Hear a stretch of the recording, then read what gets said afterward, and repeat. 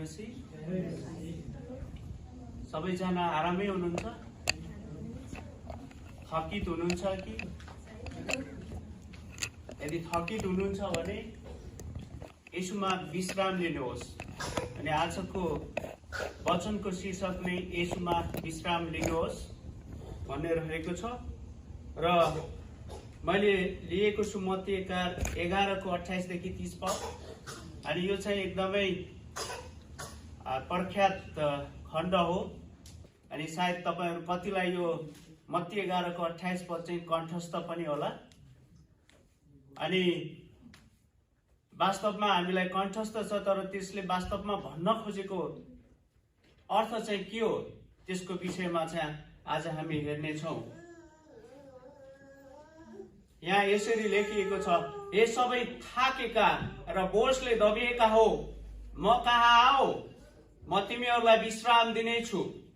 मेरो जिउ आफूमाथि ल्याऊ र मसँग सिक, किनभने म विनम्र र कोमल हृदयको छु, अनि तिमीहरूले आफ्ना आत्मामा विश्राम पाउनेछौ, किनकि मेरो जुवा सजिलो छ र मेरो भारी हलुको छ। यहाँ यो खण्ड पढ्दै गर्दाखेरि सबैभन्दा पहिला यो खण्डको सन्दर्भलाई हामीले बुझ्नुपर्ने आवश्यकता हुन्छ। यो खण्डको सन्दर्भलाई हेर्ने हो भने चाहिँ येशू ख्रीष्टले चाहिँ जो व्यक्तिहरूलाई यो वचन सुनाउँदै हुनुहुन्थ्यो, ती सुन्ने व्यक्तिहरू, दर्शकहरू चाहिँ यहुदीहरू थिए। जो यहुदीहरू चाहिँ उनीहरूको धर्मगुरु फरिसीहरूले जुन शास्त्रमा लेखिएको छ, शास्त्रमा लेखिएका भन्दा पनि बढी मानिसहरूले, उनीहरू धर्मगुरुहरूले बनाएका विधि विधानहरूले गर्दाखेरि उनीहरू बोझले दबिएका थिए। अनि त्यो नियमहरू पालन गर्दा गर्दा उनीहरू थकित भएका थिए। अनि ती व्यक्तिहरूलाई एड्रेस गर्ने हिसाबले येशूले चाहिँ यहाँ भन्नुभएको छ, हे सबै थाकेका र बोझले दबिएका हो। यो थाकेका, जसले परिश्रम गर्छ त्यो मानिस थाक्दछ। अनि यो यी मानिसहरू हुन् जसले चाहिँ सत्य के हो भनेर खोजी गर्नको लागि उनीहरूले परिश्रम गरिरहेका थिए। त्यो कारणले गर्दाखेरि तिनीहरू थकित भएका थिए। र अर्को चाहिँ बोझले दबिएकाहरू, बोझले दबिएकाहरू चाहिँ ती सहनशील यहुदीहरू थिए, जसले चाहिँ शास्त्रभन्दा बाहिर जुन मानिसहरूले बनाएका विधि विधानहरू पनि उनीहरूले सहनशील भएर चाहिँ मानिरहेका थिए। यदि त्यो सहनशील भएर नमानेको भए चाहिँ उनीहरू समाजबाट बहिष्कृत हुन्थे।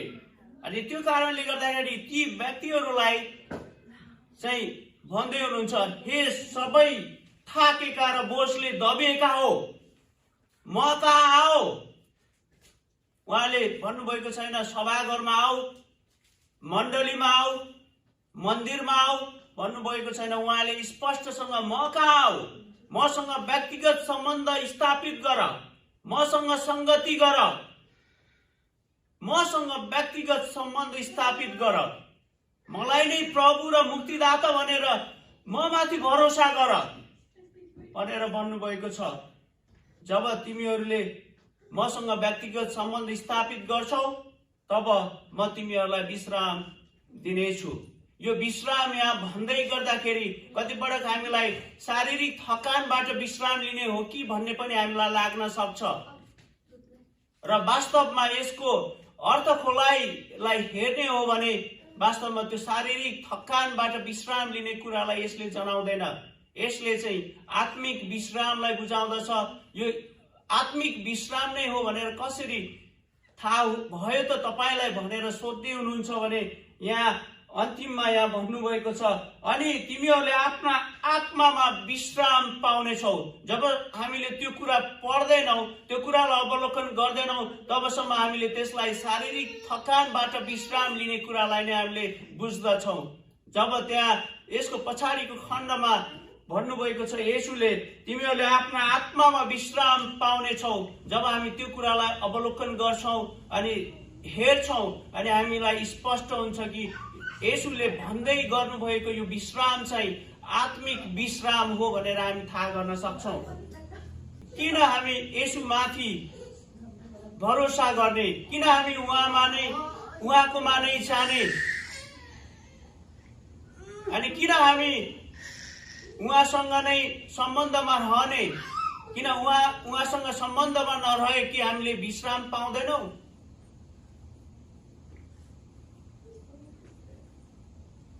किनकि हामीसँग जुन परमेश्वरले मानिसलाई सृष्टि गर्नुभयो, त्यो सृष्टि गर्दाखेरि नै परमेश्वरको त्यो डिभाइन इलिमेन्ट, परमेश्वरको चिप हामीसँग राख्नु भएको छ।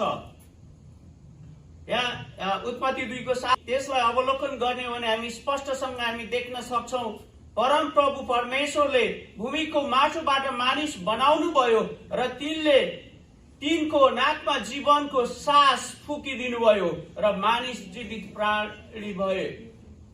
यो जीवनको सास फुक्दै गर्दाखेरि परमेश्वरले चाहिँ परमेश्वरको इलिमेन्ट, ईश्वरीय इलिमेन्ट हामीमा दिनुभयो। त्यो कारणले गर्दाखेरि हाम्रो प्राण चाहिँ जीवित भएको कुरा हामी यहाँ देख्न सक्छौं। त्यही कारणले हामी अरू जनावरहरू भन्दा, पशु पक्षी भन्दा अलग छौं, किनभने अरू जनावरहरू र पशु पक्षीहरूलाई उहाँले वचन बोलेर चाहिँ सृष्टि गर्नुभयो, तर तपाईँ र मलाई चाहिँ उहाँले आफ्नै हातले सृष्टि गरेर अनि नाकबाट जीवनको श्वास फुकिदिनु भयो। त्यही कारणले गर्दाखेरि हामी हर समय परमेश्वरसँग सम्बन्ध गाँच्न चाहन्छौं, साँचो परमेश्वरलाई चिन्न चाहन्छौं। परमेश्वर र मानिस बीच चाहिँ अद्वितीय सम्बन्ध छ। जतिसुकै मै हुँ भन्ने नास्तिकले पनि कुनै न कुनै बेला ईश्वरलाई पुकार्छ। त्यसको ज्वलन्त उदाहरण चाहिँ रिचर्ड डकिन्स, ब्रिटिश बायोलोजिस्ट, उहाँ चाहिँ इभोल्युसनिस्ट साइन्टिस्ट हुनुहुन्छ। फेब्रुअरी 2012 फेब्रुअरी 14 मा जाइल्स फ्रेजरसँग, जुन उहाँ बीबीसी को पत्रकार हुनुहुन्थ्यो, अनि उहाँसँग चाहिँ उहाँको इन्टरभ्यू चलिरहेको थियो। अनि त्यो इन्टरभ्यू चल्दै गर्दाखेरि उहाँले इसाईहरूलाई भन्दै हुनुहुन्थ्यो, इसाईहरू भनेको चाहिँ अनपढ मानिसहरू हुन्, तिनीहरूलाई केही पनि थाहा छैन, तिनीहरू मण्डली जाँदैनन्, तिनीहरू बाइबल पढ्दैनन्, अनि येशू ख्रीष्टलाई परमेश्वरको पुत्र हो भनेर पनि विश्वास गर्दैनन्। अनि साँच्चीकै सोध्ने हो भने नयाँ नियमको पहिलो पुस्तकको नाम के हो भन्ने हो भने पनि तिनीहरूलाई आउँदैन भनेर उहाँले भन्नुभयो। अनि उहाँ चाहिँ नास्तिक हुनुहुन्छ। नयाँ नास्तिकवादको 4वटा की पर्सनहरू मध्ये एक मुख्य व्यक्ति उहाँ पनि हुनुहुन्छ। उहाँ चाहिँ नास्तिक र उहाँले ईश्वरको अस्तित्व नै छैन भन्नुहुन्छ। अनि त्यसपछि उहाँ पत्रकारले सोध्नुहुन्छ, तपाईँ त चार्ल्स डार्विनको एकदमै फेभराइट फ्यान हुनुहुन्छ होला, ठुलो फ्यान हुनुहुन्छ होला, चार्ल्स डार्विनले लेख्नु भएको किताबको त सबै तपाईलाई याद छ होला, ओरिजिन अफ स्पिसिसको कुराहरू त तपाईलाई सबै याद छ होला। अनि उहाँले भन्नु, मलाई अति नै मनपर्छ, उहाँ एकदमै मलाई इन्स्पायर गर्ने एकदमै राम्रो व्यक्ति हुनुहुन्छ चार्ल्स डार्विन। अनि पत्रकारले उहाँलाई सोध्नुहुन्छ, त्यसो भए चार्ल्स डार्विनको जुन ओरिजिन अफ स्पिसिसको त्यो किताबको फुल टाइटल भन्नुहोस् न भन्दै गर्दाखेरि उहाँ अकमकिनुहुन्छ। उहाँ धेरै अकमकिनुहुन्छ, किनकि त्यो ओरिजिन अफ स्पिसिसको जुन किताबको शीर्षक लामो छ, अनि त्यो शीर्षक उहाँलाई याद हुँदैन। अनि उहाँले बीचमा ओ माई गॉड भन्नुहुन्छ। अनि भोलिपल्ट सबै नास्तिक माथि विश्वास गर्नेहरूले उहाँको खिल्ली उडाउँछन्। अनि मानिसमा त्यो इनेट भ्यालु छ। तपाईले विश्वास नगर्ने त्यो डिटरमिन गर्नु भए तापनि अटोमेटिक रूपमा तपाईलाई परमेश्वरको नाम लिन मन लाग्छ। परमेश्वर माथिको त्यो आस्था अटोमेटिक रूपमा आउँछ। त्यो हुनाले हामी कहिल्यै पनि परमेश्वर भन्दा बाहिर जानै सक्दैनौं, किनकि हामी जन्मिँदै गर्दा परमेश्वरले त्यो उहाँको चिप हामीमा राखिदिनु भएको छ। त्यो चिपको कारणले गर्दाखेरि हामी र परमेश्वरसँग चाहिँ कनेक्ट हुन सक्छौँ। जसरी एउटा टिभीको रिमोट कन्ट्रोलले, त्यो टिभी र रिमोट कन्ट्रोल बीच कुनै पनि तार जोडिएको हुँदैन, तर टिभीमा एउटा चिप हुन्छ अनि रिमोटमा अर्को चिप हुन्छ, अनि त्यो दुईटा चिपको कारणले गर्दाखेरि रिमोट अन गर्दाखेरि टिभी अन हुन्छ, अफ गर्दाखेरि टिभी अफ हुन्छ। अनि त्यसै कारणले गर्दाखेरि आज परमेश्वर र म अनि परमेश्वर र हामी बीच पनि त्यही किसिमको सम्बन्ध छ। हामीले हाम्रो बीचमा केही पनि देखेका छैनौँ, तर यो बोल्दै गर्दाखेरि, यो परमेश्वरको वचनहरू पढ्दै गर्दाखेरि हाम्रो आत्मामा तागत आउँछ, हाम्रो आत्मामा बल आउँछ, हाम्रो आत्मामा पुनर्ताजापन आउँछ। किन कि परमेश्वरको वचनद्वारा हाम्रो आत्मासँग जोडिनुहुन्छ, बोल्नुहुन्छ। त्यो कारणले गर्दाखेरि हामी चाहिँ परमेश्वरसँग जोडिन सकिरहेका छौँ। अहिले हामी हेर्दै गर्दाखेरि, म बोल्दै गर्दाखेरि अनि हजुरहरूको बीचमा दुईवटा कुरा अदृश्य छ। एउटा हावा छ भन्ने कुरा हामीले महसुस गर्न सक्छौँ, किनभने यहाँ हावा नभएको भए तपाईँ र म जीवित रहनै सक्दैनौँ, किनकि हाम्रो प्रत्येक सेकेन्ड श्वास प्रश्वास गर्नको लागि हावा चाहिन्छ। हामीले देख्दैनौँ, तर हामीले त्यसलाई महसुस गरिरहेका हुन्छौँ। त्यस्तै अर्को तपाईँ र मेरो बीचमा अर्को अदृश्य शक्ति चाहिँ परमेश्वरको आत्मा, पवित्र आत्मा परमेश्वर हुनुहुन्छ। त्यही कारणले गर्दाखेरि यो परमेश्वरको वचनबाट बोल्दै गर्दाखेरि हजुरहरूलाई त्यो सुनिराख्न, परमेश्वरप्रति परमेश्वर को हुनुहुन्छ भन्ने त्यो जान्ने उत्कट इच्छा प्रकट हुँदै गरेको छ, किनकि पवित्र आत्मा परमेश्वरले तपाईँ र ममा त्यो शक्ति राख्नु भएको छ। अनि यहाँ भन्नुभएको छ, मेरो जुवा आफूमाथि ल्याओ र मसँग सिक। उहाँले यो जुवालाई चाहिँ रूपकको रूपमा प्रयोग गर्नुभएको छ, मेटाफरको रूपमा प्रयोग गर्नुभएको छ, किनकि मानिसहरूले जे कुरालाई बुझ्दछन् ती कुराहरूलाई चाहिँ येशू ख्रीष्टले चाहिँ प्रयोग गर्नुहुन्छ। अनि यो जुवा भन्न साथ त्यो समयमा पनि इजरायलीहरूले चाहिँ जुवाको प्रयोग गर्दा रहेछन् भन्ने कुरा हामीले इतिहास पढेर थाहा गर्न सक्छौँ। अनि जुवामा चाहिँ के हुन्छ भने एउटा जुवामा चाहिँ दुईवटा गोरुहरू नार्न सकिन्छ। अनि एउटा गोरु चाहिँ अनुभवी हुन्छ, त्यसले चाहिँ वर्षौं खाइसकेको हुन्छ त्यो अनुभवी गोरुले। अनि त्यो अनुभवी गोरुले चाहिँ अर्को भर्खरै सिक्दै गरेको नयाँ गोरुलाई चाहिँ सिकाउँदछ, तालिम दिँदछ। अनि यहाँ बताउन खोजिएको कुरा चाहिँ यो जुवाको उदाहरणले चाहिँ के बताउँदछ भने यो जुवामा चाहिँ जुवाको एकापट्टि चाहिँ म छु र अर्कोपट्टि चाहिँ तिमीहरू छौ। विश्वासीहरूलाई एकापट्टि चाहिँ येशू ख्रीष्ट हुनुहुन्छ र अर्कोपट्टि चाहिँ नयाँ विश्वासीहरू हुनुहुन्छ। अनि त्यसैले भन्नुभएको छ, मेरो जुवा आफूसँग ल्याऊ र यसको आफूसँग ल्याऊ भन्दै गर्दाखेरि हरेक दिन हरेक कुरामा मलाई सुम्पिदेऊ, हरेक दिन हरेक कुरा मलाई सुम्पिदेऊ अनि मसँग सिक, किनभने म कोमल र विनम्र हृदयको छु। मसँग त्यो तिमीहरूका फरिसीहरूले सिकाएका जस्ता विभिन्न धार्मिक विधि विधानका कुराहरू छैनन्, तिमीहरूले गर्नै नसक्ने कुराहरू छैन।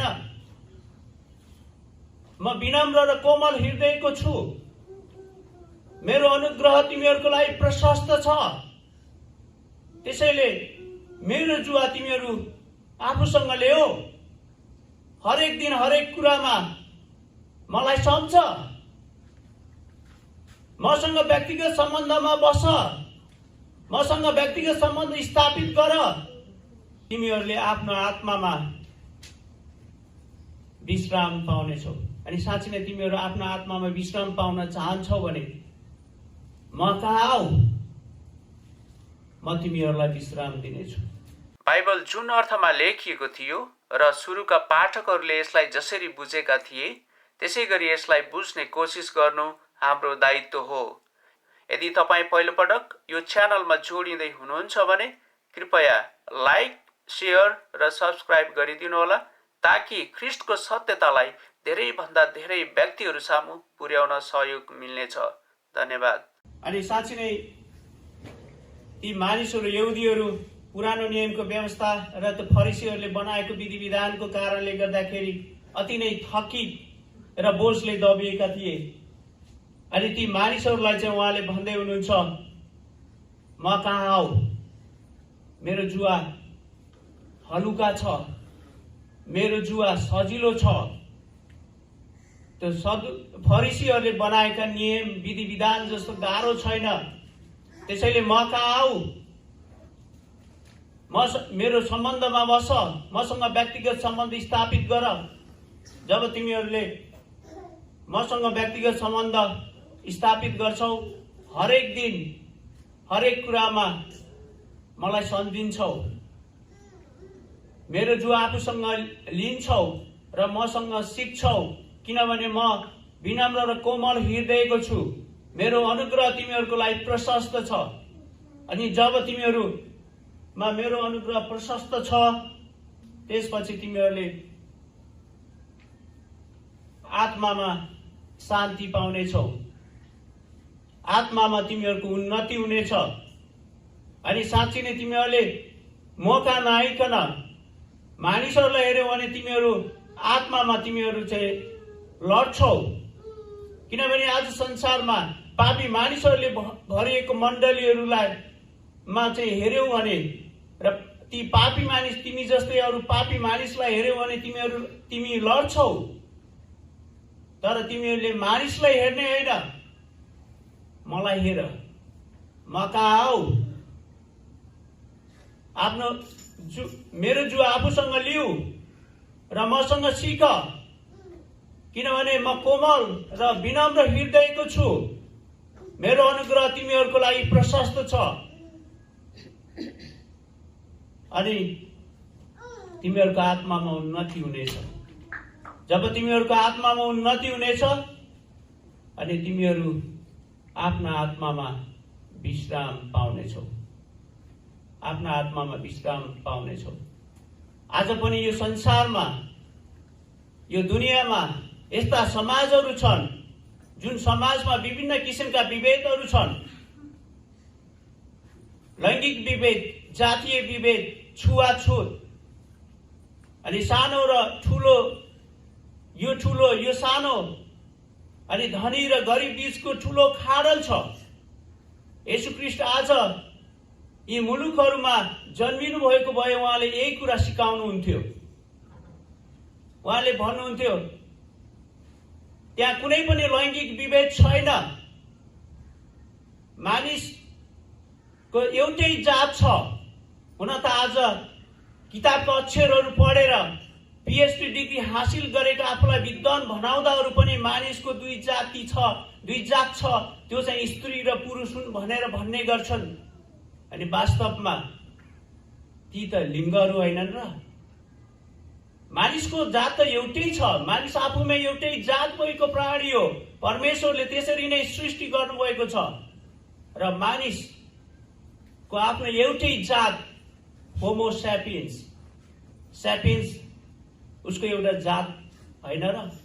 त्यसैले उसलाई अरू जनावर र पशु पन्छीबाट छुट्याएको छ, जुन परमेश्वरले सृष्टिमा नै बताउनु भएको छ। त्यहाँ कुनै पनि लैङ्गिक विभेदका कुराहरू छैनन्।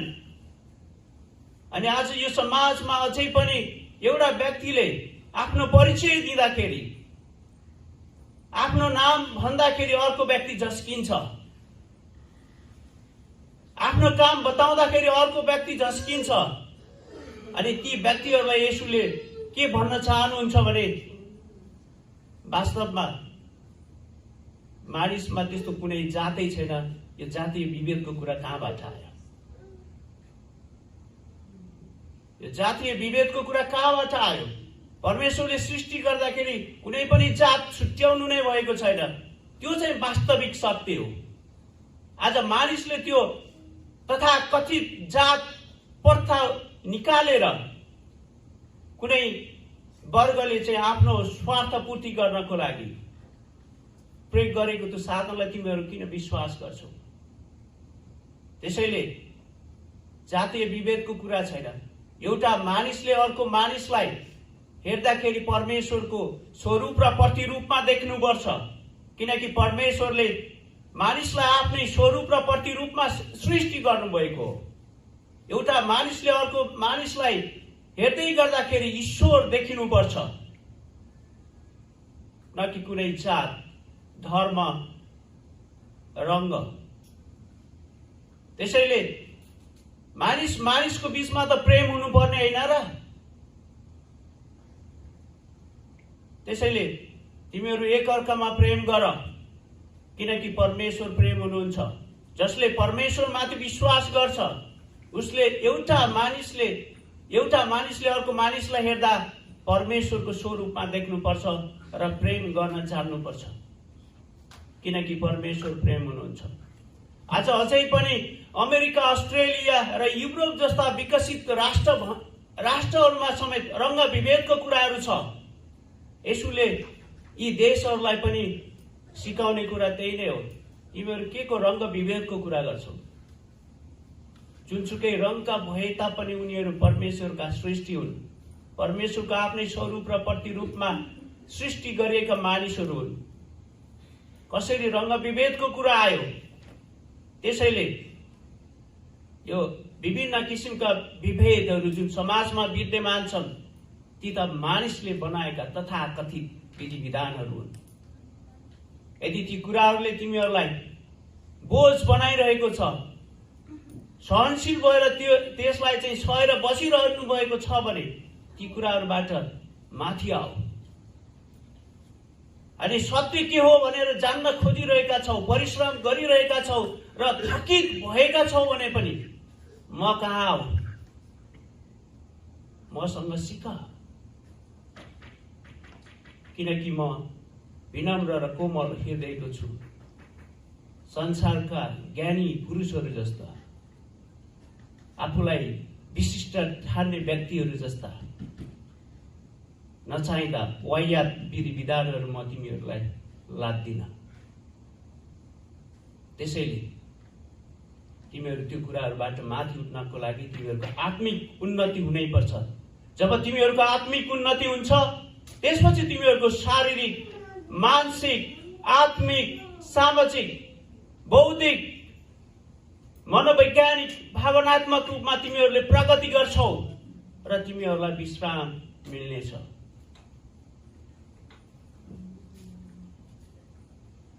एक दिन एउटा किसानको गधा इनारमा खस्यो। अनि यो गधालाई इनारबाट कसरी बाहिर निकाल्ने भनेर उपाय लगाउँदै गर्दा घण्टौंसम्म त्यो गधा नमिठो स्वरमा रुँदै बस्यो। अनि कुनै उपाय नलागेपछि त्यो किसानले यो गधा पनि बुढो भइसकेको छ, इनार पनि पुर्नु नै पर्नेछ, त्यसैले यो गधालाई म यही इनारभित्र पुर्छु भन्ने निर्णय गर्यो। आफ्ना छिमेकीहरूलाई बोलायो र छिमेकीहरूको सहायताले त्यो इनार पुर्नको लागि माटोहरू, साबेलको सहायताले माटोहरू खन्याउन थाल्यो।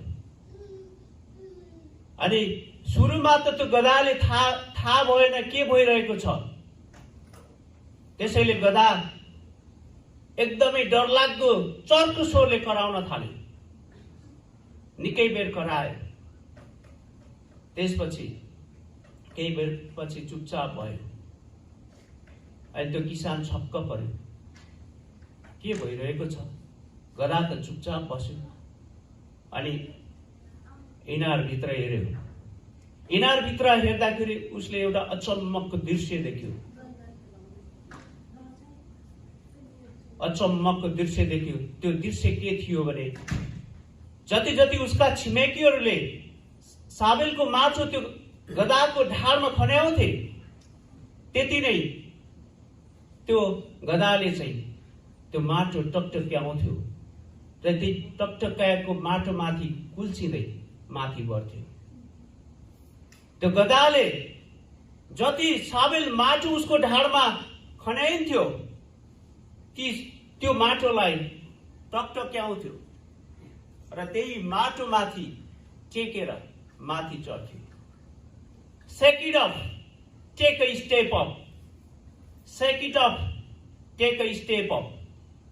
टकटक्याउनुहोस्, माथि बढ्नुहोस्। टकटक्याउनुहोस्, माथि बढ्नुहोस्। त्यसैले आज तपाईलाई मानिसहरूले घृणा गर्छन्, हेप्छन्। टकटक्याउनुहोस्, माथि बढ्नुहोस्। निन्दा गर्छन्, टकटक्याउनुहोस्, माथि बढ्नुहोस्। डाह गर्छन्, रिस गर्छन्, टकटक्याउनुहोस्, अघि बढ्नुहोस्। खुट्टा तान्छन्, टकटक्याउनुहोस्, माथि बढ्नुहोस्। कसैले पनि तपाईको परमेश्वरले दिएको भ्यालुलाई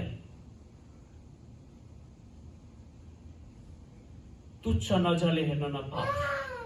त्यसैले ख्रीष्टमा भएको सही किसिमको विश्वासले नै तपाईको आत्मामा विश्राम मिल्दछ। जब तपाईले ख्रीष्टलाई सही प्रकारले विश्वास गर्नुहुन्छ नि, त्यो आत्मबल, त्यो शक्ति तपाईमा मिल्दछ। जस्तोसुकै जीवनमा जस्तोसुकै समस्याहरू आइपरे पनि, जस्तोसुकै बाधा अडचनहरू आइलागे पनि ख्रीष्टको शक्तिद्वारा टकटक्याउनुहोस्, अघि बढ्नुहोस्। Shake it up, take a step up. यदि मानिसहरूले तपाईलाई निन्दा गर्छन्, हेर्छन्, shake it up, take a step up. अनि रिस गर्छन्, डाह गर्छन्, shake it up, take a step up. खुट्टा तान्छन्, shake it up, take a step up. खेदो सतावट गर्छन् अनि तपाई आत्मामा अघि बढ्न लाग्दै गर्दाखेरि मानिसहरूले तपाईलाई सताउँछन्, shake it up, take a step up. मानिसको खेदोले, सतावटले तपाईको खिसी ट्युरी गर्छन्, shake it up, take a step up. टकटक्याउनुहोस्, अघि बढ्नुहोस्। टकटक्याउनुहोस्, माथि बढ्नुहोस्। अनि ख्रीष्टमा तपाईले साँचो विश्राम पाउनुहुनेछ। आउनुहोस् प्रार्थना गरौँ। परमेश्वर बुवा, हामी तपाईलाई धन्यवाद भन्दछौँ। तपाई मात्र सर्वशक्तिमान, सर्वव्यापी अनि सर्वज्ञानी परमेश्वर हुनुहुन्छ। अनि साँच्चै नै तपाईको वचनमा भने अनुसार ये सबै थकित र बोझले दबिएका हो, म कहाँ हो, म तिमीहरूलाई विश्राम दिनेछु। अनि साँच्चै नै त्यो किसिमको विश्राम हामीले पाउन सकौँ। अनि तपाईले भन्नुभएको छ, मेरो जुवा आफूसँग लिऊ र मसँग सिक, किनभने म विनम्र र कोमल हृदयको छु। अनि तिमीहरूले आफ्ना आत्मामा विश्राम पाउनेछौ। अनि साँच्चै नै त्यो किसिमको विश्राम हामीले अनुभव गर्न सकौँ। पवित्र आत्मा परमेश्वर हामीलाई शक्ति दिनुहोस्। सबै बिन्ती प्रार्थना येशू प्रभुको नाममा। आमेन।